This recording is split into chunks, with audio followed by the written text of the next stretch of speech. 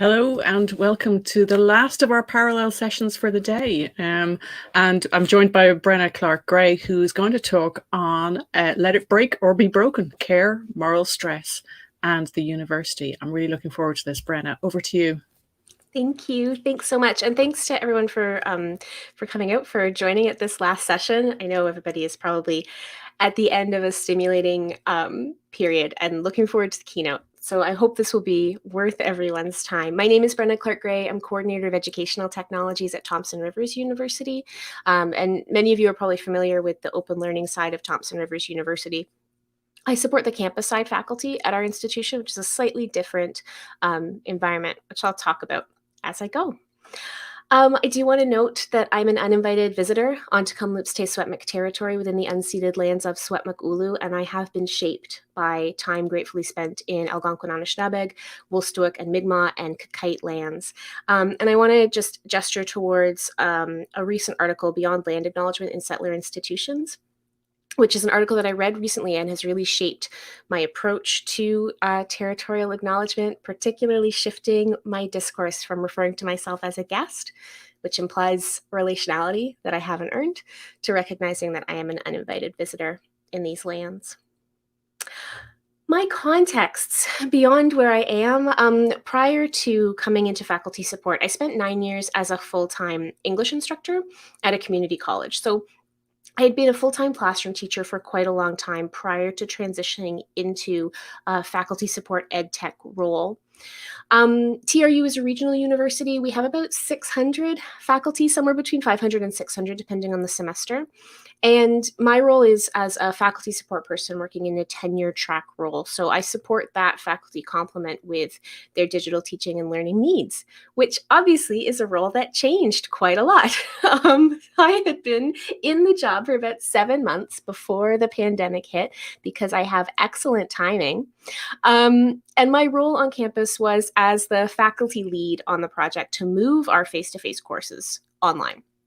And what's interesting about open learning versus Thompson Rivers on campus is that campus instructors really had not used a lot of digital tools by and large in their teaching. So only about half of the faculty complement had any familiarity whatsoever with the learning management system or with any other digital tool. And of that group, I would say about half of those folks were only using it really as a content repository. So it was a big transition for everyone. And it continues to be a big transition as we look towards a fall where we're not really sure what's coming next. Anyway, I'm tired. Are you tired? I feel like we're probably all really tired. I like to acknowledge it as often as possible because I think sometimes our institutions expect us to not have affective experiences of this moment, and I have a lot of affective experiences of this moment. So, at the beginning of the pandemic, I was so happy to talk about care, and I am deeply indebted. Right at the beginning of the pandemic, just before we transitioned, I was invited into a continuity with care webinar that grew into like a direct message conversation. And there, people like Meha Belli and Autumn Keynes have been really integral in supporting and changing and adapting my thinking around care. So on the one hand, I was like intellectually invigorated, talking about care in this discipline that I was fresh and new to, but also loved passionately. And at the same time, workload was such that I was really burning out quickly. And my thoughts on care and how care works within the institution and who it serves, they began to change, perhaps. And I stopped seeing care as like an unmitigated positive and started to really challenge some of my own assumptions about care and some of the choices that I was making around care. So apologies if anybody was at my eTug session, any of my BC people, last winter, because this tricky truth about care slide they will have seen before, but I'm actually okay with having it on my tombstone. So I'm happy to use it again. I think it's integral that we recognize that our care is strategically useful to the institution. So it's strategically useful to the institution to cultivate care on what I call a micro level. So between individuals, right? Faculty support and faculty and students, those relationships are caring relationships and rooted in care work. And I think a lot about, for last September, when a lot of North American schools were looking at whether or not it was going to be fully online or not in the fall, we saw a lot of advertising around this idea of celebrating individual instructors and their efforts. And by that point, I was like 8 months into this thing, and I saw those celebrations like, great, you're celebrating that this instructor cares a lot, but does that instructor get a reduced course load? Do they get smaller classes? Does that faculty support person you're celebrating, do they have an adequately staffed team? Do they have time to tend to themselves, or are they exclusively focused on care, right? So care is trumpeted about, but how much is it supported? And I began to realize that as individuals enact care, the institutional structures get to remain relatively indifferent, right? In many ways, our care for each other can paper over larger structural issues and inequalities. But care will fail. So it's celebrated on the micro level within the institution, but it will fail on the macro level when it isn't supported by institutional structures. So for me, in my role, it comes back to this idea of whether a support unit is staffed appropriately enough to maintain a level of care that is expected in the labor that they do. Care cannot be extracted in perpetuity. I think many of us are getting to the end of our care extraction rope. And I use that word extracted mindfully. Institutional relationships, university relationships, neoliberal structures are sort of always already extractive.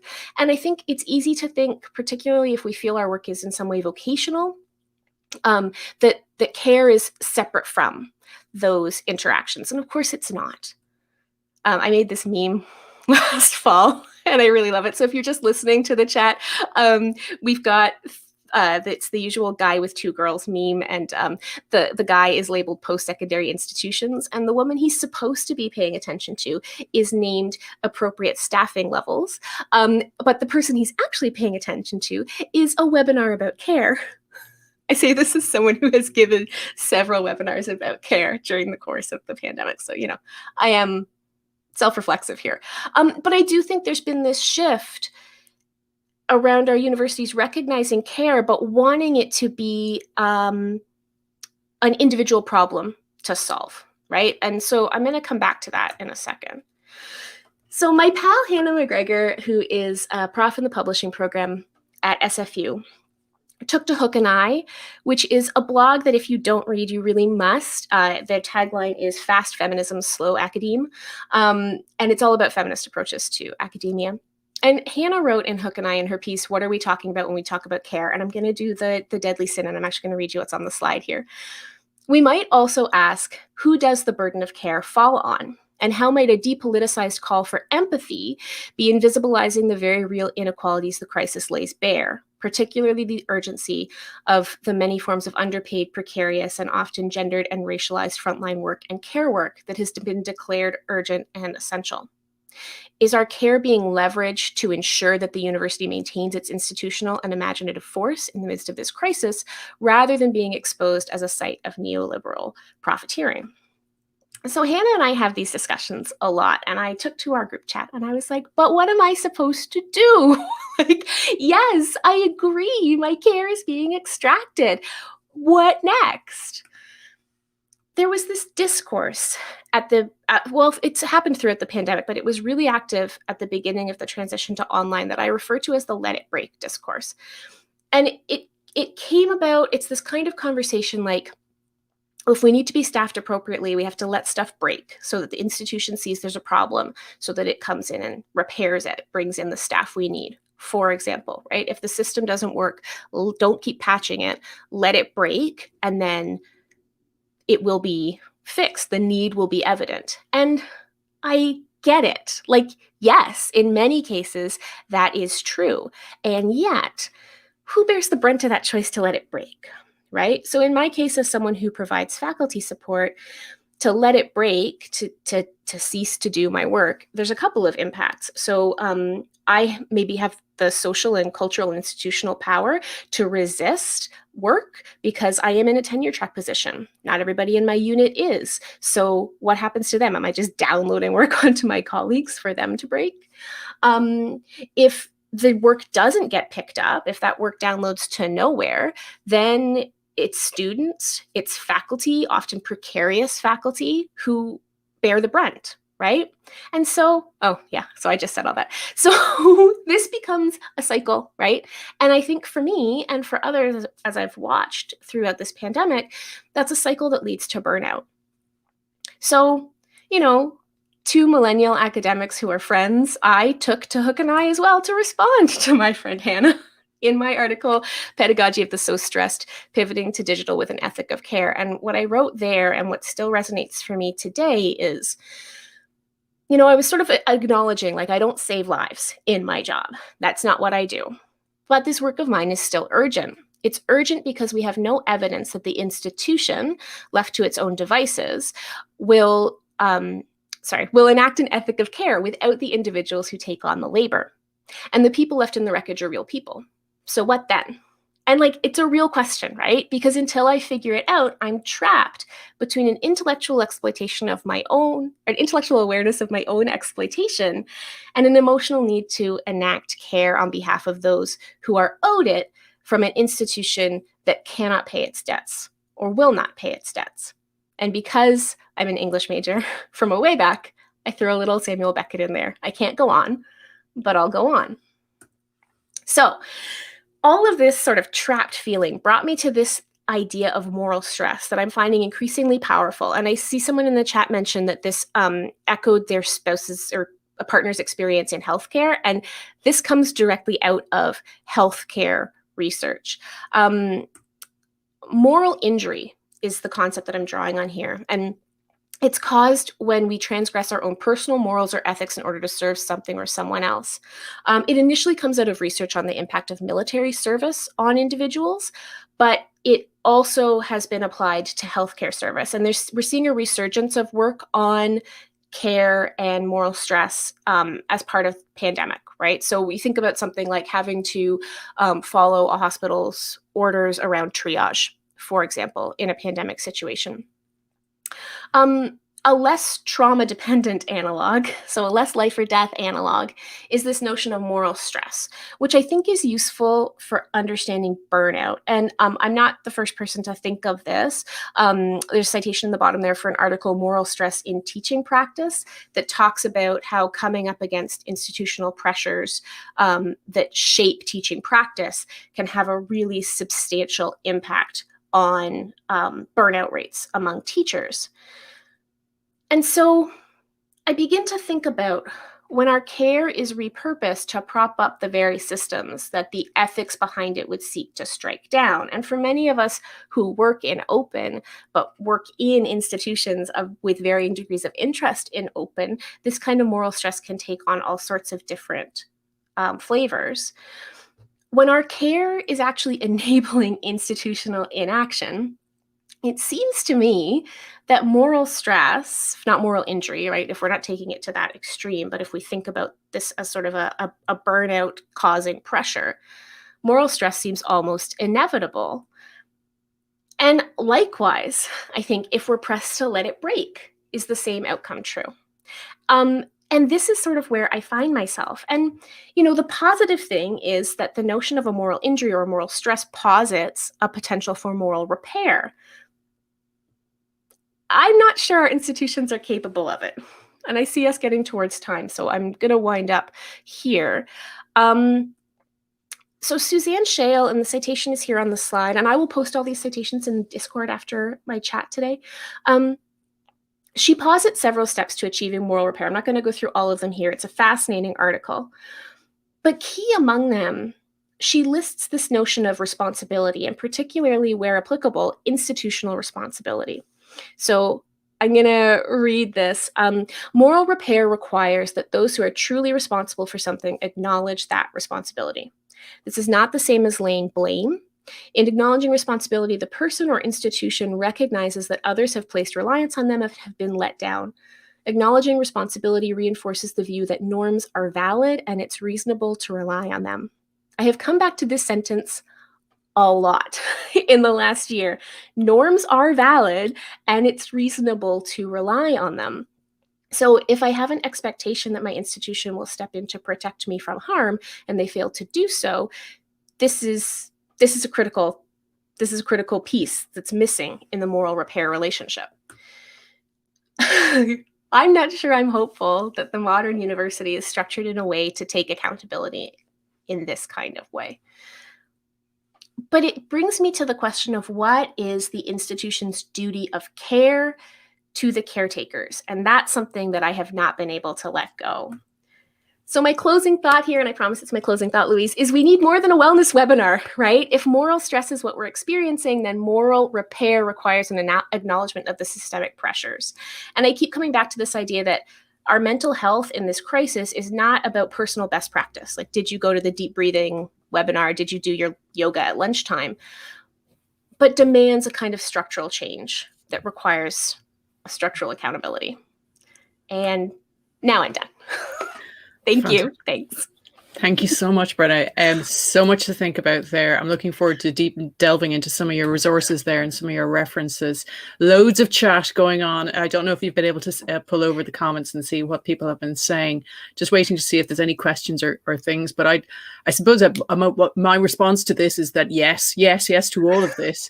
And there's something about the institution as this block and then the individual. And it always seems to me like the responsibility always seems to get trickled down to an individual. You know, I've had a situation where members of teams have been off away with stress, and the responsibility isn't taken on by the institution, but it's actually passed over to individuals in terms of picking up the workload and that repair, that time for repair. And I just keep coming back to the idea around repairing brokenness, and that if we break as individuals, you know, what happens then? And it seems to be it's individuals that then have to do the repairing rather than something that's structurally built into the institution, and who takes that responsibility.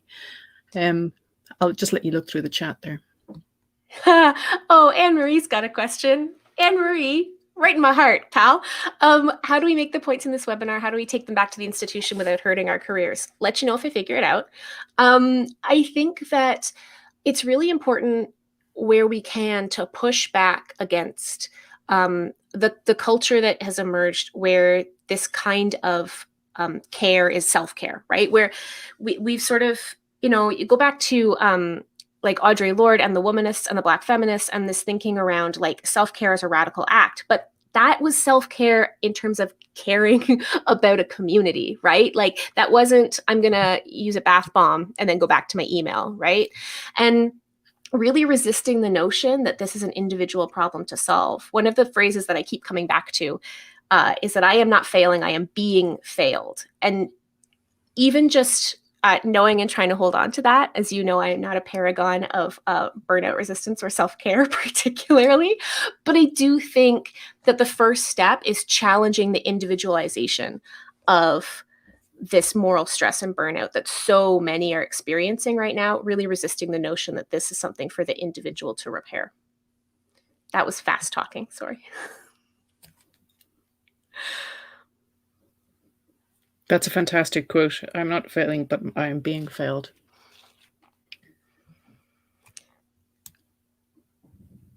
I'm noticing so much like relationality and relation in the chat. Like folks are experiencing these same feelings at institutions all over the place in all kinds of different roles.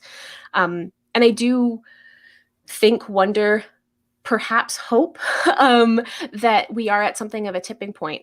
I'm not sure what's on the other side of the tipping point. And, you know, the point Anne-Marie brings up about our careers and how we need to be perceived to be, you know, team players or playing the game, and to what extent we can resist under that, you know, and then we're all in a austerity moment, right? Yeah. I know it's not lunchtime yoga as much as I enjoy it. And I think what you were talking about there about celebrating people kind of keeping it together, and that sort of Yeah. within all of this context, and I think that's hugely problematic. And Yes. within my institution, we've got a yearly award called Above and Beyond. It's like, what about just hanging in award? Just making it. Or Well, or not even making it quite through the year type of award. It's well, it's and this didn't even problematic. make it into the talk, but resilience discourse comes back to this idea, right? Nothing makes me more furious than somebody in an administrative position of power celebrating the resilience of staff or students, because people only have to be resilient once they have been failed structurally, right? Like when everything is working properly within the institution, we don't need to be resilient, and we don't need our resilience celebrated. Mm-hmm. And one of the things that I've heard people speak about resilience is that it's not an individual macho strength thing. Resilience is all about connection and connectivity. And if you Yes. don't have the supporting structure there, you're not going to be resilient, no matter how No, many not press ups you do. ultimately. No. It's true. It's true. Oh, the chat Wonderful. is heartening, and also my heart goes out to everyone in the chat. I'm so sorry that these experiences resonate so deeply. It has been such a year. Such a year. I'm afraid we're going to have to wind it up there, but just heartfelt thanks to you, Brenna, for talking about this in such an articulate and intelligent way. It's been absolutely wonderful to connecting with everybody in the chat. Let's take it over to Discord. Brenna's going to put the stuff in the resources channel, and I will continue the conversations there. But thank you so much, everybody. Thank you, Louise, and thanks, everyone. Nom nom nom.